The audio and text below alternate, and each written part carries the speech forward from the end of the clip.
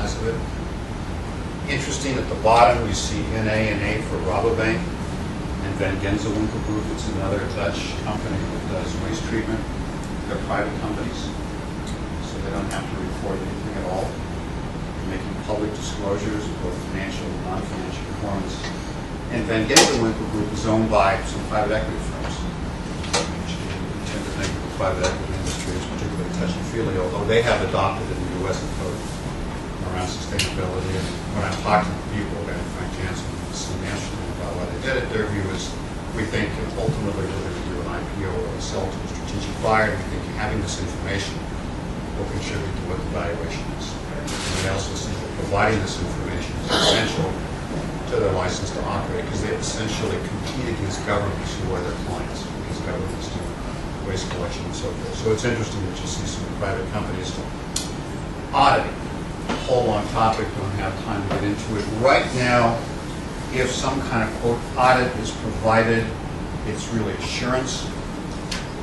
The difference in non-technical terms between an audit and assurance. An audit, the financial auditors have looked at everything pretty carefully. And we think you did it right. And an assurance's opinion is, well, we kind of looked at it and couldn't find anything wrong. So it's a different level of rigor. Some of it driven by lack of standards, some of it driven by the lack of a lot of methodologies. And you see this diversity of practice in terms of the degree to which audits are being done on these CSR reports. In some cases, like at United Technologies, and this I know was a very conscious decision, PwC is the auditor, and they specifically chose not to provide an opinion on the sustainability or CSR data that's in their integrated report.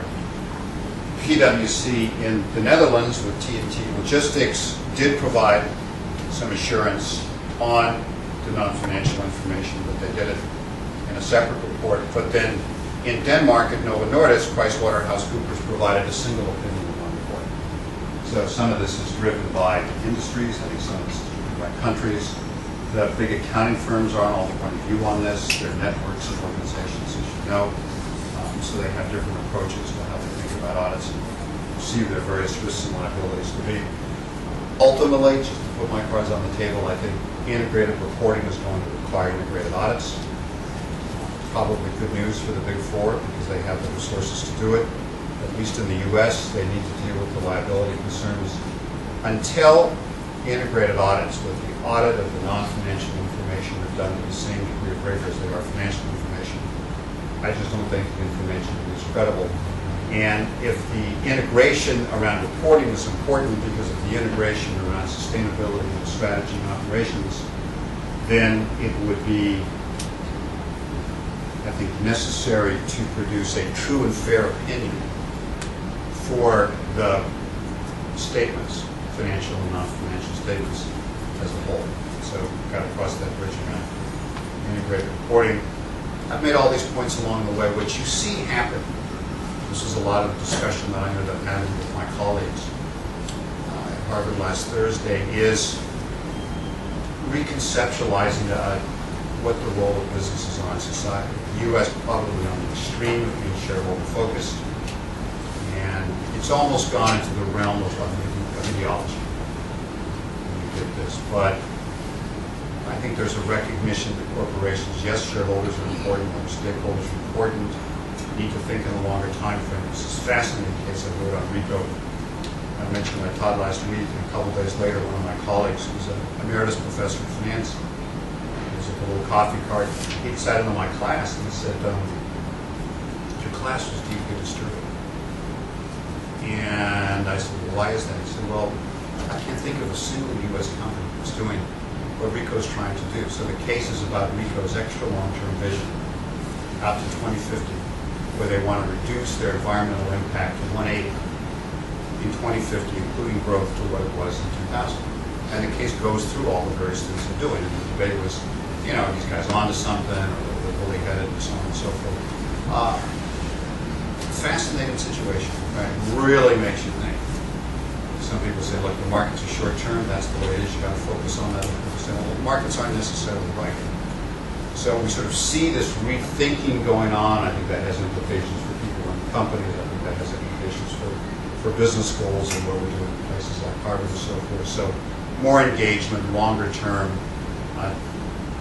deeper appreciation of all stakeholders and the relationships between serving the needs of both. So why are companies doing this integrated reporting? One way is a signal to say we really take sustainability seriously. And it depends upon the quality of the report, but it sort of makes sense. If you have integrated sustainability into how we run the company, then why would you have separate processes for external reporting? They all say it's good for shareholders. And probably in most cases over the long term that's true. But I don't think it always is. And it's not necessarily a bad thing, but I think we need to sort of be clear about that. When the decision was made, we're going to, whatever that decision is, for example, could be we're going to pay a living wage which is above the market wage.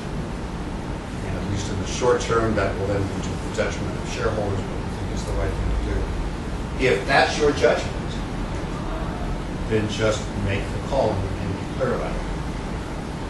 And there's a whole field which I'm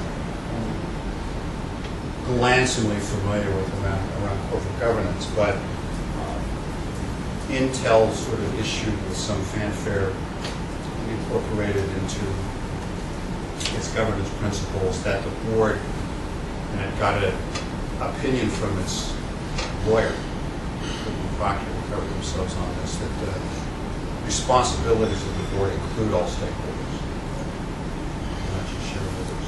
So yes, sometimes ESG things contribute to shareholder value, short-term, medium-term, longer-term. Sometimes, maybe they don't. We just need to think about that. The answer is that transparency is improved, be a leader, an innovator. And in the case of UTC, they're sort of funny. They said, we just did it to simplify external reporting. Our motto was more with less.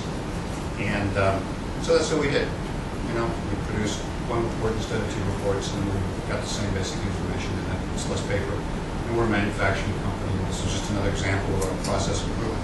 So for them, it wasn't this big dramatic thing that they were doing. They issued a press release with some fanfare that they thought it was just a sensible thing to do with a particular kind of process.